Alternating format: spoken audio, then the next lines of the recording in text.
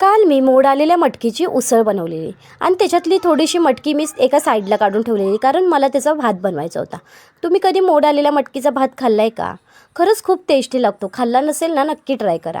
आता मी ह्याच्यामध्ये कुकरमध्ये तेल ओतलं आहे. तेलामध्ये जिरे मोहरी टाकले. जिरे मोहरी छान तडतडल्यावर मिरच्या टाकल्या आहेत. मिरच्यांसोबत कढीपत्ताही टाकला आहे.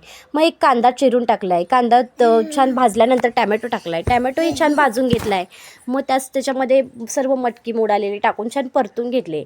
2 मिनटं परतून घेतल्यावर त्याच्यामध्ये धुतलेले तांदूळ टाकलेत आणि मग आपल्याला पाहिजे भात शिजण्यासाठी आवश्यक आहे तेवढं पाणी ओतून घेतलं आहे आणि थोडंसं चवीनुसार मीठ टाकून थोडीशी वरतून कोथिंबीर टाकून कुकरला झाकण लावून घेतलं आहे आणि छान 2-3 शिट्ट्या झाल्यानंतर आपला मटकी भात तयार. आणि खरंच हा भात एवढा टेस्टी लागतो ना, काही विचारूच नका. म्हणजे जर काय बनवायचा प्रश्न पडला असेल ना, तर हा एकच भात बनवून खावा आणि गरम गरमच खाऊन घ्या. खूप म्हणजे खूपच टेस्टी लागतो. आणि रेसिपी आवडल्यास लाईक करा.